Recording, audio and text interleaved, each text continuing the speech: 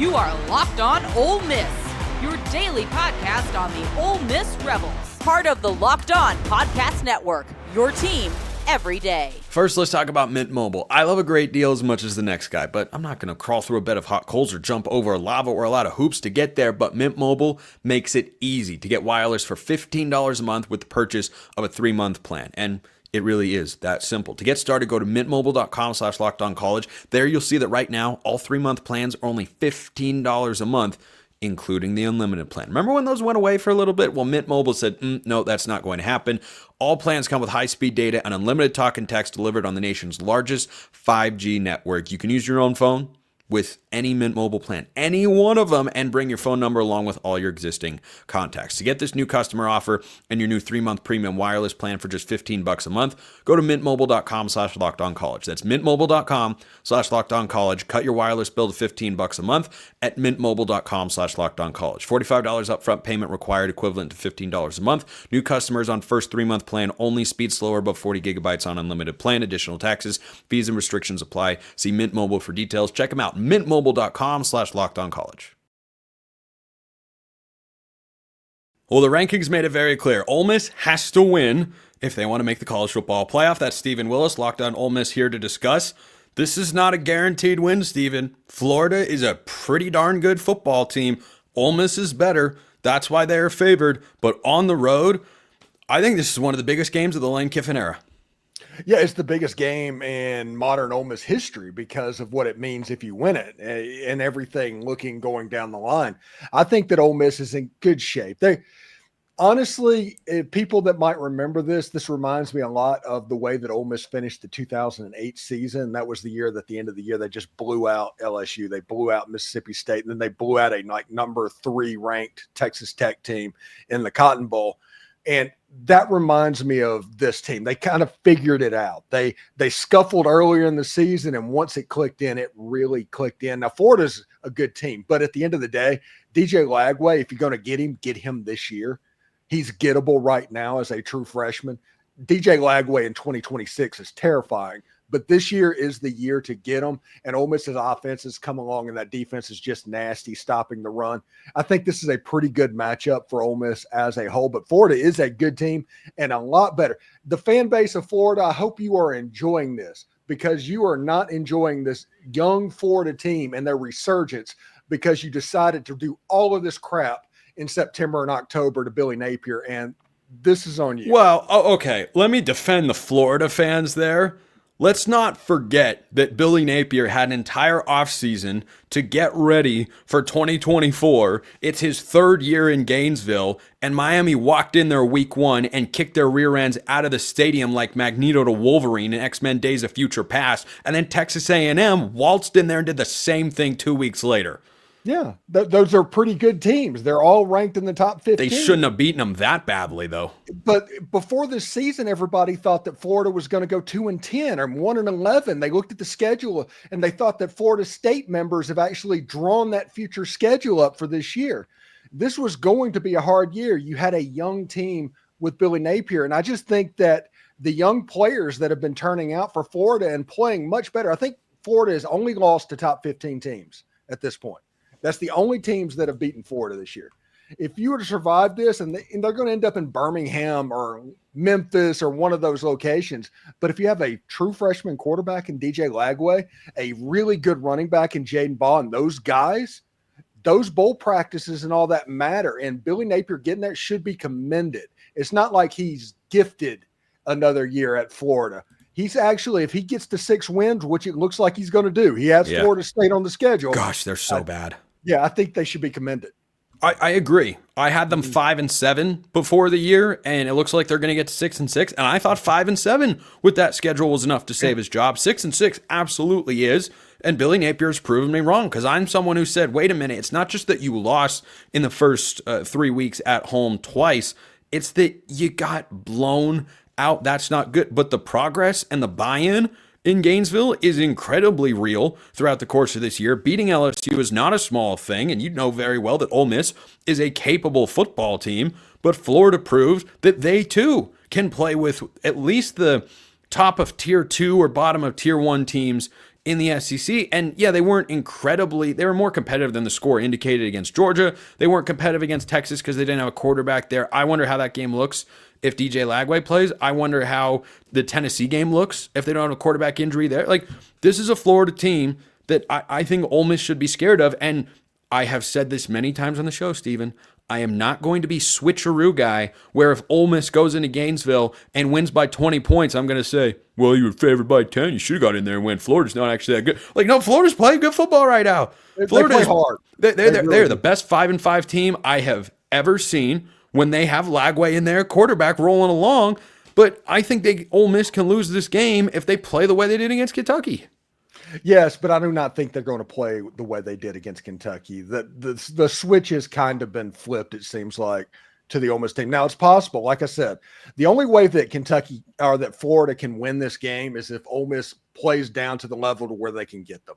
If Ole Miss plays its best, Florida doesn't have a chance to win the game. The offense and the defense, they're just too good. Florida's a little bit too young. But if Ole Miss turns the ball over, if Ole Miss has some silly drive saving penalties like they did against Kentucky, if they go for it on fourth down in the swamp in minus territory and do not make it to where Florida has a nice short field for a touchdown against that defense, you could have a lot of trouble. Florida is talented enough to beat you. They had like 15 players, I think, preseason that were Senior Bowl watch list level players. This is a talented football team. They're a young quarterback. They have a young running back, some young skillful players, but this is a decent football team. But at the end of the day, I think the spread is about right. Yeah, it's Florida minus 10.5 according to our friends at FanDuel. They're America's Plus number one sportsbook. I'm just saying they're America's number one sportsbook for people who might not have known. But I think for Ole Miss in this spot, when I think about how they played it the first half of the year, very similar to Florida. I think they're playing much better in the second half. How good does that win against South Carolina look right about now? Oh, yeah, South Carolina, amazing, who has played their way deservedly into the top 25, that was this close to beating LSU. You know how close South Carolina is to being a college football playoff contender right now? They're this close. A push on a quarterback away from being the college football playoff. But Lenore Sellers is clearly the guy. Oh yeah, I think he's clearly the guy. But you can make the case that a blown call by the officials is the difference between South Carolina being where they're at and South Carolina being in the mix to be the 7th, potentially 10-2 SEC team at the end of the year. Talked about that on yesterday's rankings reaction show with Brian Smith of Locked On Seminoles and our Locked On Recruiting Insider here at the network. Like, I mean, it's just bonkers. It is bonkers how close South Carolina is. That's a darn good football team. But so when I look at Ole Miss and Florida, like, yes, it can be a competitive game, but I've also seen Ole Miss in the second half of the season, Steven, play really well on both sides of the ball. I look at the Arkansas game, and I don't poo-poo that either, because I think Arkansas, they're not great, but they're solid. And for Ole Miss to go in there and drop a 60-piece, yeah, I think the offense is gelling a lot more throughout the second half of the year than it did in the first. I think it's bad. I think Florida, if I'm not mistaken, they're kind of young on the back end of the defense, and that's problematic playing against Jackson Dart and this Ole Miss passing attack. There's a good chance that Trey Harris is going to be back in this football game, which means that Ole Miss is going to bring back the number one wide receiver in all of college football. And the running backs, interesting. I think that Ole Miss needs to run the ball just enough to be a threat running the ball. If Ole Miss can do that, they're going to put up 30, 35 points in this game. And then the question becomes, can Florida score 30 to 35 points? And I think they're going to score. I think they're going to make plays. I think Billy Napier, whenever he's rolling, he can be a good schemer with what he's doing. It does a lot of motions and things like that. But in this game, I don't know if anybody can score 30 points on Ole Miss's defense. So if Ole Miss can score over 30 against Florida, they have a good chance to win the game. That's the reason I think Florida wants this game to be a rock fight. By the way, for those listening or watching out there, I heard Steven declare Trey Harris is the best wide receiver in college football. I'm not going to comment. I just want you to know that I heard it, and I don't feel like debating it right now because there are bigger things to discuss. He's up there. He's up there. I'm just gonna. He's number one in receiving right now and hadn't played in I'm just gonna leave it there. We're just gonna leave that discussion be. We're not touching that. That is, what's something you don't want to touch? Hot lava, hot coals. That's a pan in the oven. Okay, don't touch without an oven mitt. I don't have my oven mitts on me, so we're not gonna do that right now. Here's what we are gonna do. We're gonna pick every game in the SEC, including this one in Gainesville and all the other games. But I refuse on principle to pick the SEC cupcake games. So we'll overlook those because you're going to as well, and you should. They won't be close. I don't think UTEP's pushing Tennessee, but does Florida upset Ole Miss? And much more coming up next. Are you missing someone this holiday season and want them to be a part of your festivities from afar? Well, guess what? Skylight Frames has got the perfect gift for you. Skylight Frame is the touchscreen digital photo frame your whole family will love. Upload thousands of photos with your phone and watch them appear in seconds. And it's easy to use. The setup takes less than 60 seconds, so you don't have to be a tech wizard. I'm certainly not.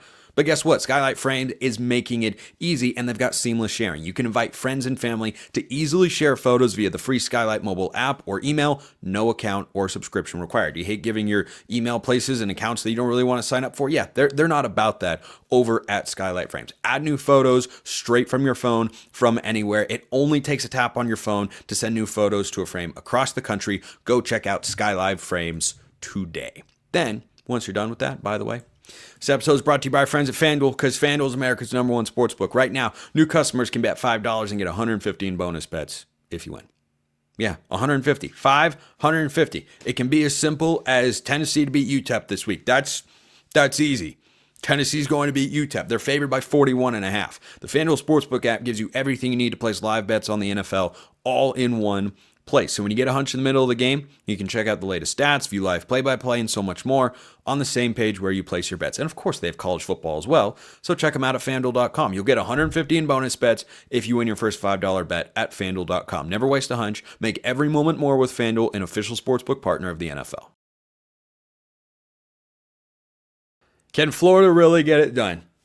Can Texas struggle with Kentucky just like Ole Miss did? And so much more in the SEC, except for the bye games that everybody essentially has here. Let's start Ole Miss and Florida, make our predictions here, Steven. I'm going Ole Miss to win the football game. I think it's a cover. Numbers 10.5 according to our friends at FanDuel. I don't think it's a huge cover. I think it's like a 14, 15-ish or so. So give me Ole Miss 31, Florida 17.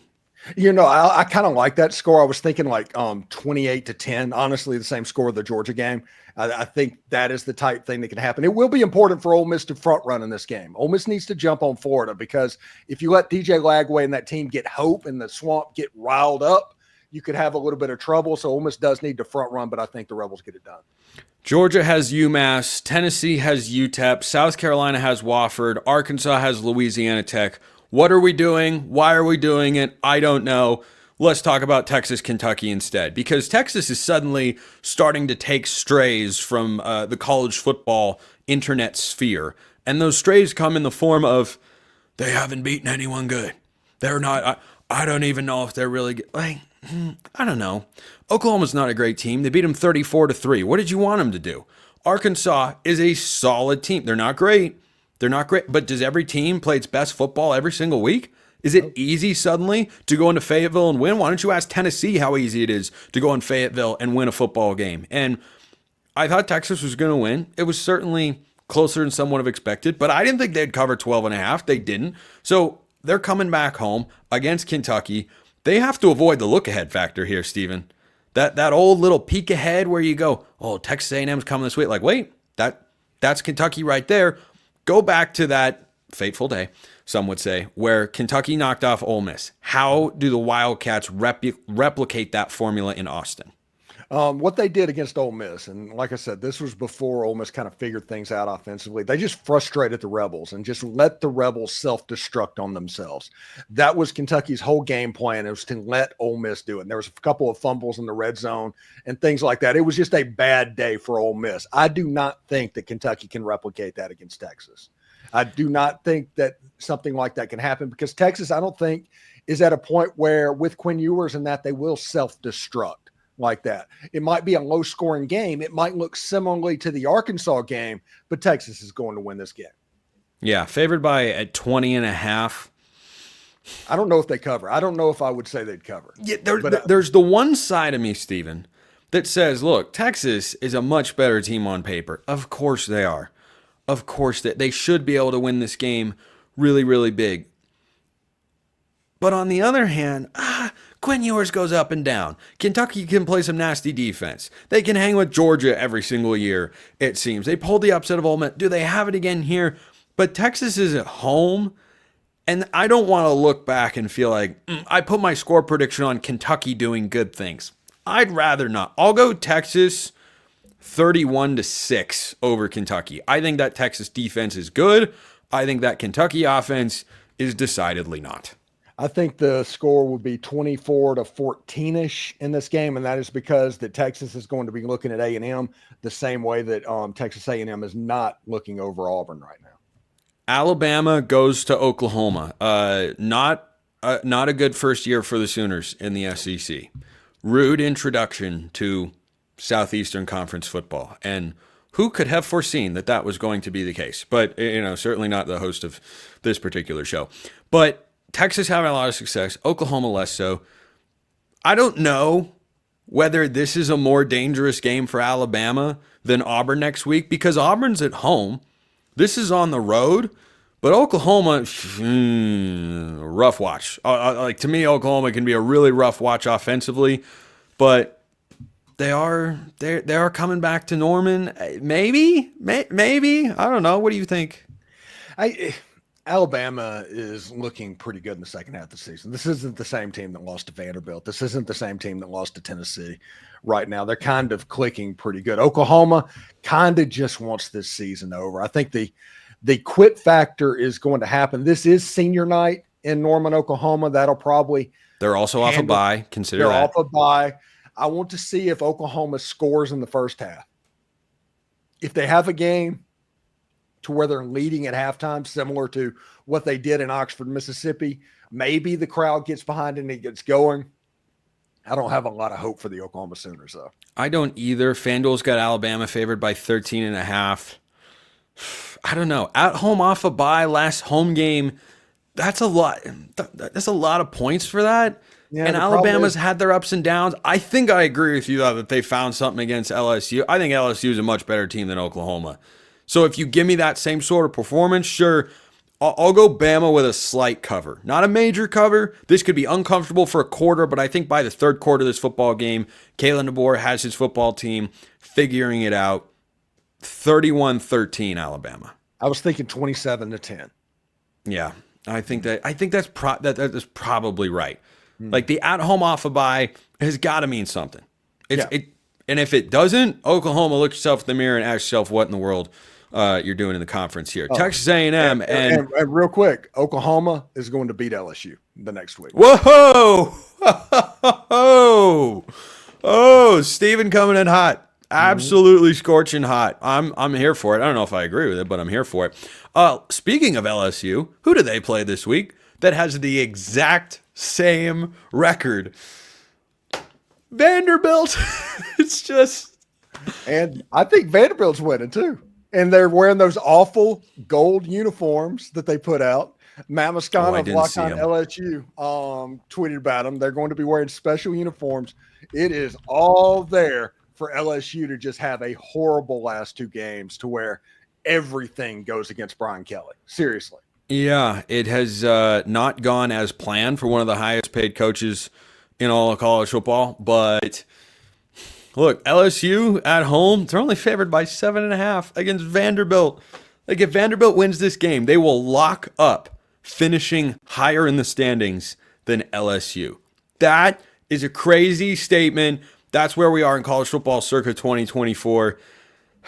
I think LSU is ticked off because their season's maybe they come out flat because season's over. What are we playing for? To play in the ReliaQuest Bowl or something like maybe they wish for the ReliaQuest Bowl. They're looking at Music City or Texas right now. Yeah, Steven is not at all scarred by what happened in Baton Rouge many weeks ago. No, not even. On the last play. Oh. Yeah, 2 4th downs in that drive, or Ole Miss would have no pressure against Florida, really.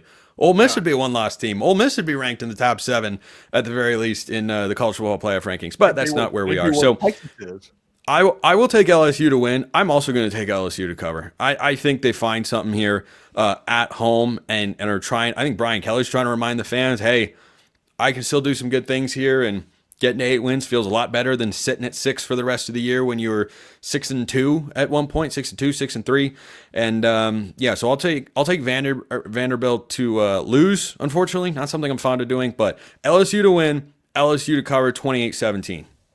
I'm gonna say Vanderbilt 21, LSU 17. Oh man, the vengeance is so very real. How about Texas A&M going to Auburn this week? All eyes, just like the Longhorns, and perhaps even more so, Steven, because they're on the road, Texas A&M got to avoid the look-ahead factor. They cannot get caught thinking about Texas and what a big showdown it could be. That showdown will have no implications for them and will just be a spoiler for Texas, which still means something, if they do not win this game at Auburn this week. And boy, I kind of get the sense that Vegas knows something that we don't. Texas A&M minus 2.5. I refuse to pick Auburn. I mean, they're just an absolute unbridled mess. They had their SEC late season cupcake last week. I'm taking Texas A&M to win the game. I don't think there are a lot of points in this one, though. 23-16. Well, 96% of the money on this game is on Texas A&M, and they're not moving the line. They did the same thing last week for Kansas and BYU. They did not move it with BYU favored by 2.5 points. The week before, they did the same thing with Ole Miss and Georgia. Georgia was favored by 2.5 points. The same thing. Vegas knows something in this situation. Give me the Auburn Tigers all day long. All right, 24-14. Okay, I can't bet against Vegas. I've tried that too many times this year. It has bitten me in the rear end quite often. So I'm flipping. I'm flipping here just because of Vegas. Just because they refuse to do that. I'll take Auburn in a tight one, 21-20. A big win for the Tennessee Vols, because if Texas A&M handles business against Texas in Kyle Field, all of a sudden Texas is going to fall below Tennessee in the pecking order. They'd have to. And Tennessee would be comfortably into the college football playoff. There's your path, Tennessee fans. Stephen Willis, Locked On Ole Miss. Stephen, appreciate it as always. No problem, buddy. Appreciate it for listening. I'll see you next time. And until then, hope you have a wonderful rest of your day.